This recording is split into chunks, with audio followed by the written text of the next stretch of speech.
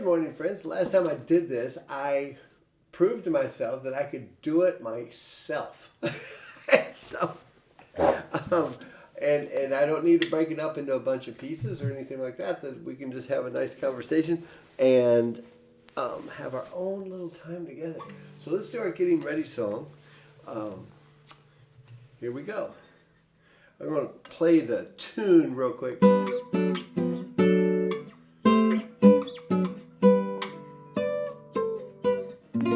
Whoa.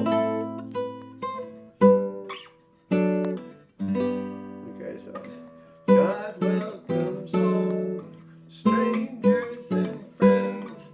God's love is strong and it never ends. That wasn't too bad. Anyway, today's lesson, there was a group of people called the Greeks. Okay, and those are people that lived in the time of Jesus. Well, we still have Greeks today, and they had a big, mighty empire for a long time, and so they were living in the same area as the Romans and Jesus, where he was doing his ministry, and there was a group of people that wanted to see him, and they went to a man named Philip, who was one of Jesus's disciples, and Philip is a Greek name, and so they were like, "Hey, you're Greek, we're Greek, we want to see this Jesus." And so Philip grabs his friend Andrew and says, "Hey, let's go," because these are the two that helped Jesus feed the 5,000 actually. And they said, "Hey, let's go tell Jesus that these Greek friends of ours want to see him." And so they would go to Jesus, and he would give these long, strange type answers, about what does it mean to see me? What do they mean? And then he would launch into these long little passages, and they're like, "Huh? What are you telling me, Jesus? We just had some friends that want to come. They want to come meet you real quick. It'll just take a second." Jesus wasn't having it. He was trying to tell them about what it means to actually see me. What does it mean to actually want to see Jesus, or say that we love Jesus, or say that we follow Jesus?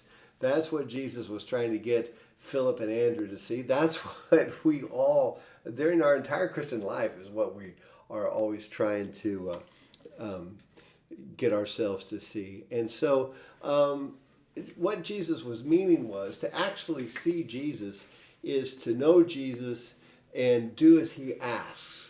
Okay, and it's and really what it boils down to is you comfort the sick, you visit those, you make friends with those who don't have any friends, you visit people that are in prison, you bring comfort to those that are in despair, and you love all people, and you put the needs and cares of the world in front of your own, before your own cares of the world, which is a tough thing to do. And all of us fall short. That's why we always have these forgiveness. Father, for every church we have, "Father, forgive us, for we have sinned." In other words, we haven't put others first all the time. We haven't healed the sick. We haven't hung out with those who don't even like us, and tried to get to understand them and to get to know them. And that is to do those things throughout your life, and sometimes you'll be on a good thing of doing it. You'll be, as we say, firing on all cylinders. But then sometimes you're going to fall short, and that's just. But you know what? Jesus, God, knows you're human, and that you will make mistakes, and that you will that you will not measure up, as they say, every time. But that's okay. As long as you're in there trying, and as long as you pray to Jesus and you pray to God to give you the strength to try again, and you bring a little comfort, you bring a little joy, you bring a little peace to this world and all its brokenness and need. That's what we do. That's what it means to see Jesus. And that's what he was trying to tell poor Philip and Andrew when they were come to say, "Hey, some friends of ours want to see you. So let's go ahead. I forgot to get out the music for the going song. Hopefully it's right here. Go Now in Peace. And I got a confession to make. My granddaughter Millie is staying with us today, and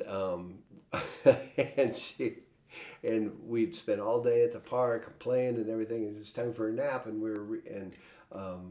we read her stories, and she wanted to hear the Go Now in Peace from Grandma Ann, sing it to her, and that's when I remembered. Oh, I gotta go talk to you all. I completely forgot about it until then. I was like, oh, okay, I can do this. All right, so that little confession there.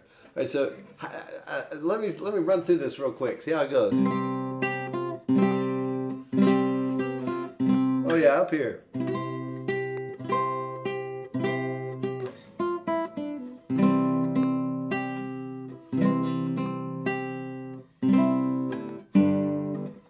I think we got it.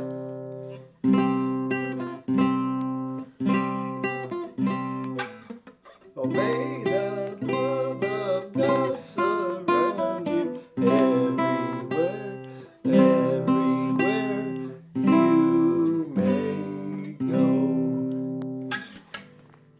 We forgot to do something, and I even have it here. And we're going to do, you know what? We're allowed to make mistakes. We're allowed to do things out of order of worship every once in a while. It's not really the Presbyterian way, but we're going to do it. And it's okay.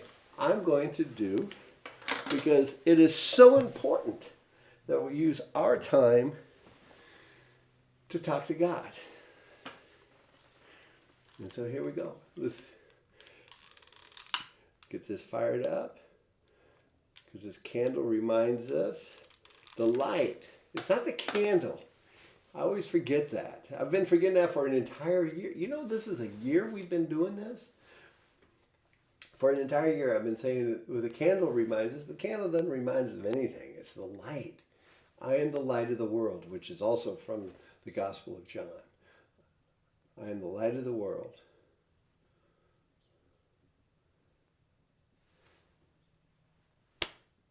So let's talk to Jesus real quick. This is a time we get to see Jesus, okay? And I want Jesus to know that we are all in there trying to make this a better world. And when we fail,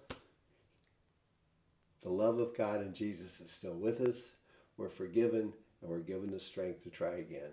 That's what I'm thankful for.